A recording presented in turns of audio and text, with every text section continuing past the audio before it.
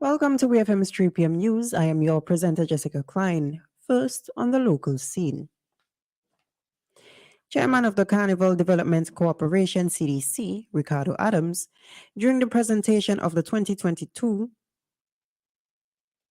ceremony of prize giving, revealed that this year's Vinci Mass, the premier celebration of St. Vincent and the Grenadines, will take place from June 30th to July 11th, 2023.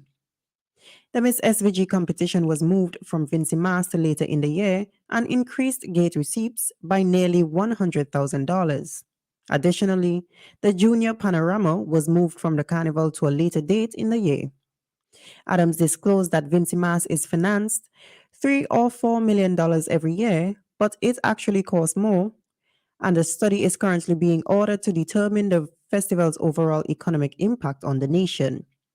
According to Adams, the Entice Carnival Lunch and Shop was created to introduce the nation to carnival costume supplies. He said that a portion of the income was used to cover expenses during the year. A total of almost $380,000 in prizes were awarded at the ceremony for 2022. The Minister of Finance to St. Vincent and the Grenadines, Camilo Gonçalves, will deliver the budget for the 2023 fiscal year later today, January 9th, 2023. The estimated income and expenditure for the fiscal year was authorized by the Vincentian Parliament in December and represents an 8.8 increase over the approved budget for 2022. The finance minister is expected to speak for 4 hours, with possible response from the opposition leader, Dr. Godwin Friday. In response to the projections in December, the opposition claimed that the capital budget had been inflated in regards to other receipts, which made up to 30% of the capital budget. The expected 2023 current expenditure, exclusive of amortization and sinking fund payments, is EC $7,071,708,133, whereas the estimated 2023 current revenue is EC $7,061,431,200, resulting in an EC $10.3 million shortfall. Still on the local scene, no permission has been given to Caribbean Travel Movement to berth in St. Lucia as part of a ferry service between St. Vincent and the Grenadines and St. Lucia, according to the St. Lucia Air and Seaports Authority, SLASP. On Thursday, December 29th, the company announced a weekly ferry service between St. Vincent and St. Lucia starting in January 2023. According to the St. Lucian Company, who bears responsibility for the management of the island's 2 principal seaports, Castries and Vicksfort, as well as the airport, said no permission has been given to the Vincentian Company to berth in St. Lucia as part of a ferry service.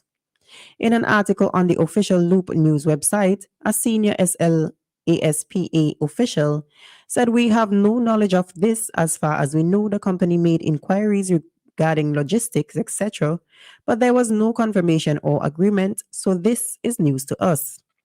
In a release, Caribbean Travel Movement says the affordable service will begin in the second week in January and is extremely important as it will provide a much needed transportation link between the 2 islands.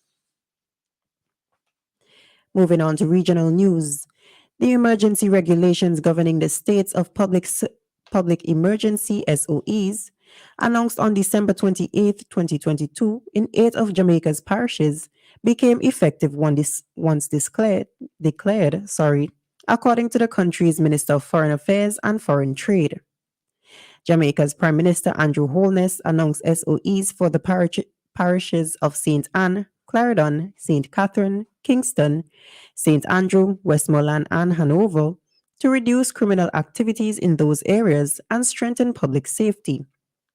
During talks in the Upper House on Friday, January 6th, where the regulations were tabled, Johnson Smith, who is leader of government business, clarified reports that the regulations were to be debated or approved in the Upper House on said date.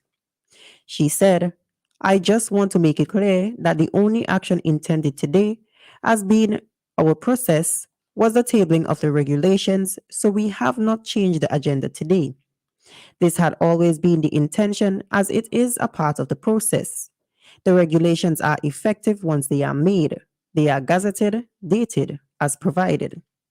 She further stated, the tabling here is a matter of the process which we have continued to follow, and they will be similarly tabled in the House of Representatives next week. Still on the regional news, the Ministry of Finance in Guyana has put forward the country's ability to expand its non-oil economy despite global challenges, which shows effectiveness in reference to a report from the Inter-American Development Bank IDB for December 2022. According to the IDB's quarterly publication, Guyana continues to be a booming economy with oil production driving growth in exports, gross domestic gross domestic product GDP, and government revenues and expenditures in the medium term. Minister of Finance to Guyana, Ashni Singh, in a release issued on Sunday, said the growth of the non-oil economy demonstrates Guyana's economic effectiveness that has been derived from sound governmental stewardship. Importantly, the release noted that the non-oil economy is projected to have a better than expected turnout of 9.6% for 2022 compared to 7.7% projected in the country's 2022 budget. The report noted that Guyana is among the countries in the region that organized investment forums to promote technological improvements in agriculture and attract foreign direct investment.